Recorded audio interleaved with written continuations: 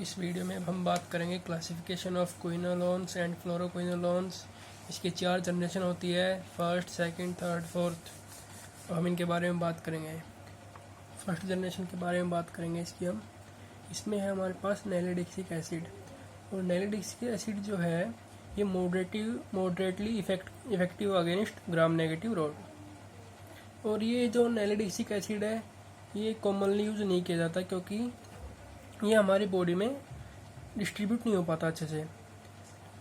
But इसका एक main use है क्योंकि ये हमारे जो रीनल सिस्टम के थ्रू ये एलिमिनेट होता है और वो ये हमारे यूरिनरी सिस्टम में जाकर कंसंट्रेट होता है। तो इसका एक यूज़ है, ये यूज़ होता है यूरिनरी ट्रैक्ट इन्फेक्शन के लिए, क्योंकि ये एलिमिनेट होता है थ्रू रीनल सिस्टम और कंसंट्रेट होता है हमारे यूरिनरी सिस्टम में। तो हमने यहाँ पे ये ग्राम नेगेटिव रोड का डायग्राम बनाया है।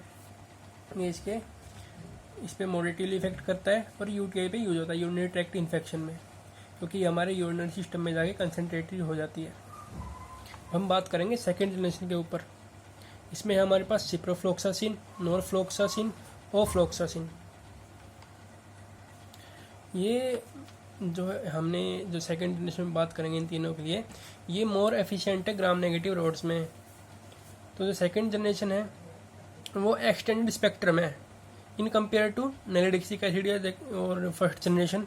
तो ये मोर ग्राम नेगेटिव ऑर्गेनिज्म के अगेंस्ट काम करता है और इसका लेस एक्शन है अगेंस्ट ग्राम पॉजिटिव ऑर्गेनिज्म और ग्राम पॉजिटिव कोकाई। सिप्रोफ्लोक्सासिन जो है वो gram negative rods, ciprofloxacin can be use for gram negative rods in gastrointestinal system. क्योंकि जो ग्राम नेगेटिव रोड है वो हमारे गैस्ट्रोइंटेस्टाइनल सिस्टम में इन्फेक्शन प्रोड्यूस कर देती है। और ये जो इकोलाई है, शिजेला है, साल्मोनेला है, ये जो भी ऑर्गेनिज्म है ये ग्राम नेगेटिव रोड्स जो है ये इन्फेक्शन प्रोड्यूस करती है हमारे गैस्ट्रोइंटेस्टाइनल सिस्टम में। तो इसलिए इसके लिए हम सिप्रोफ्लोक्सासिन को यूज़ करते हैं।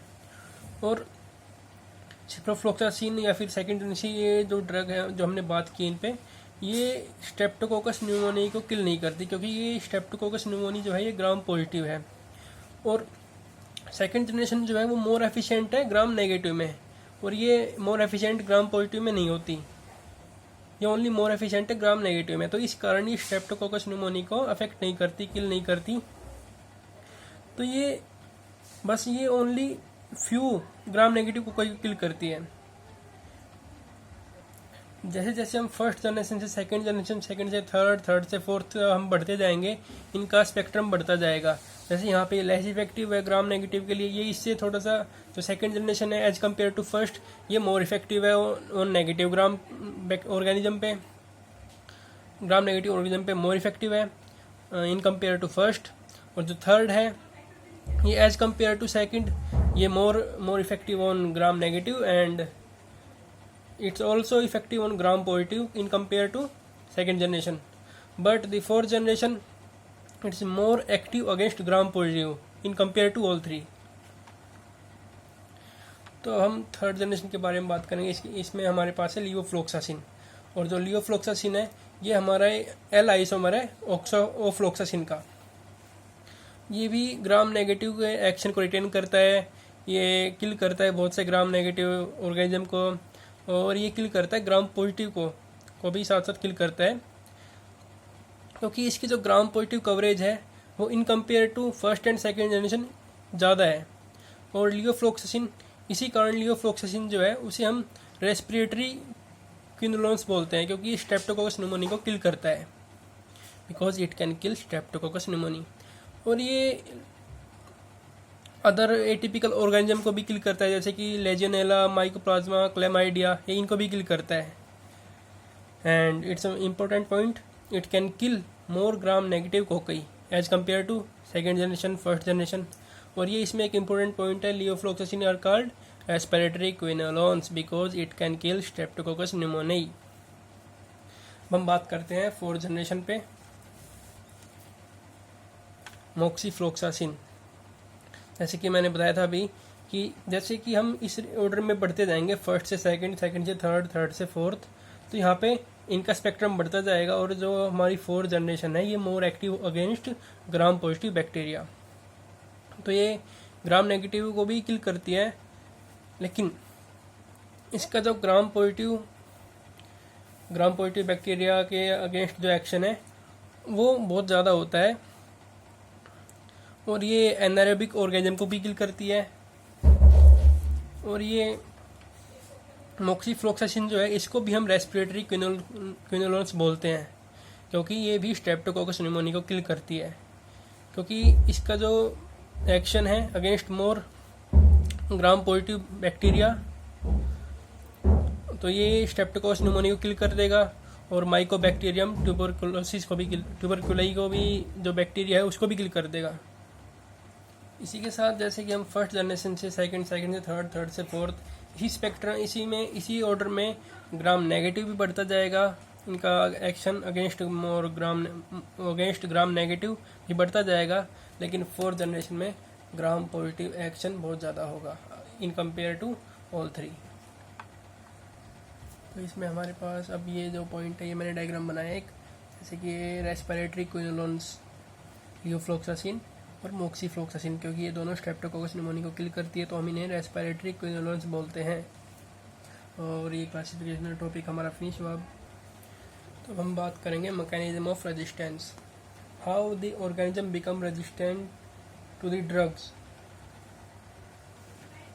अब हमने ये सिफ्रोफ्लोक्सासिन जो है ड्रग दी है, और हमारे पास ये ग्राम नेगेटिव बेसिली जो बैक्टीरिया है, तो हम इसको स्टेप वाइज पढ़ेंगे। हमारे पास पहला स्टेप है कि जो ये ड्रग है it should be able to enter and reach intracellularly and stay there, means accumulate there. तो ये ड्रग आएगी और यहाँ पे अक्यूमुलेट होगी। इसका स्टेप 2 है कि ड्रग एंटर होने के बाद अपने टारगेट पे जाए, ये इसका टारगेट है। मैंने बताया था फ्लोरोक्विनोलोन्स का जो टारगेट है वो डीएनए गायरेज है और टोपोआइसोमरेज है, तो ये टोपोआइसोमरेज फोर्थ है, ये ड्रग है, इसका टारगेट है ये। तो इसका सेकंड मैकेनिज्म ये है कि drug should enter and reach to the target, तभी ड्रग अपना काम कर पाएगी।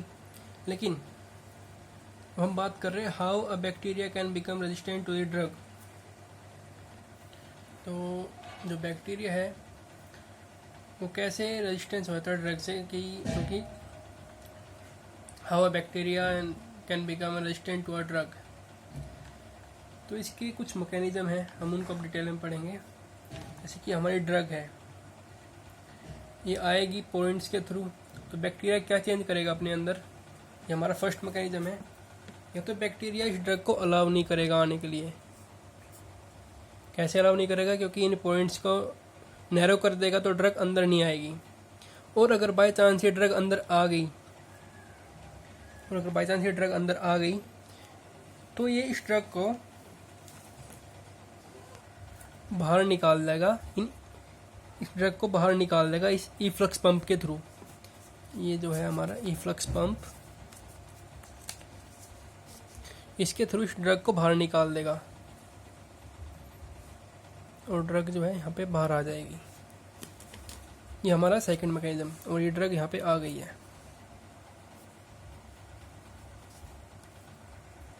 और अगर बाय चांस ड्रग एंटर भी हो गई, बाय चांस अगर ये ड्रग बैक्टीरिया बाहर ना निकाले इफ्लक्स पंप के थ्रू, तो इसमें क्या होगा, थर्ड मैकेनिज्म क्या होगा हमारे पास।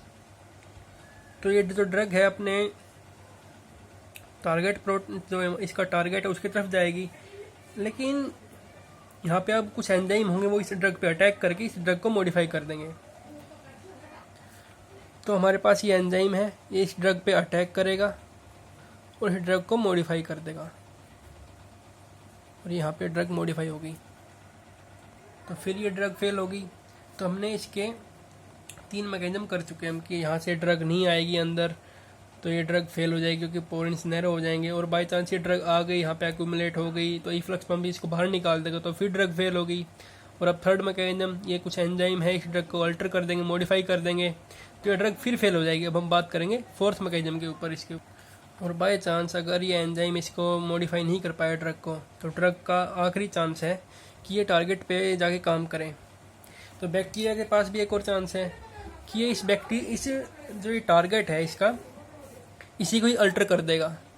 तो बैक्टीरिया इस टारगेट को अल्टर कर देगा और ये बैक्टीरिया अल्टर हो गया। बैक्टीरिया का जो इसका ड्रग का जो टारगेट है ये अल्टर हो गया। टॉपोआइसोमरेज 4। तो जो ये ड्रग है, चाहे बेशक ये इस टारगेट पे आके अपना काम स्टार्ट करे, लेकिन जो ये टारगेट है ये अल्टर हो गया तो ड्रग अपना काम नहीं कर पाएगी। तो इस फोर्थ मैकेनिज्म में भी ड्रग फेल हो गई। So the bacteria become resistance. तो हमने अभी इन चारों मैकेनिज्म की बात कर चुके हैं हम। तो हमारे ये फर्स्ट मैकेनिज्म है, ये सेकंड मैकेनिज्म है। फर्स्ट पे इसको अलाउ नहीं करेगा अंदर आने के लिए, सेकंड में इफ्लक्स पंप के थ्रू बाहर निकाल देगा, थर्ड में एंजाइम से मॉडिफाई कर देगा, फोर्थ में जो ये टारगेट है इसका, इसको ही अल्टर कर देगा। तो ऐसा क्यों होता है? क्योंकि the most of the bacteria है ना, वो अपने क्रोमोसोम को म्यूटेट कर लेते हैं, और जो बैक्टीरिया में जो जीन होती है जो रेजिस्टेंस प्रोड्यूस करती है, वो या तो क्रोमोसोम में प्रेजेंट होगी या प्लाज्मिड में। So most of the resistant strain they have mutation in chromosomal DNA. और in cases of these organism which are resistant against ciprofloxacin, fluoroquinolones, they are having chromosomal mutation based resistance. Chromosomal mutation based resistance. Usually जो chromosomal में change होते हैं वो एक तो first mechanism होता है हमारा ये वाला कि जो पॉइंट को नैरो कर ले, और एक फोर्थ वाला कि जो ये टारगेट जो है ये टारगेट को अल्टर कर देगा और या फिर मॉडिफाई कर देगा टॉपोआइसोमरेज 4 को। और हमारे पास जो प्लाज्मिड में चेंज होते हैं वो है हमारे पास हमारा थर्ड मैकेनिज्म कि जो प्लाज्मिड एसोसिएटेड और मीडिएट रेजिस्टेंस है due to special protein produce by plasmid, and this protein destroy the drug, and some of the plasmid produce an enzyme acetyl transferase. It transfer the acetyl group to the drug and drug is modified and cannot bind to the target. So the enzyme is acetyl transferase. यहाँ पे enzyme ये है acetyl transferase.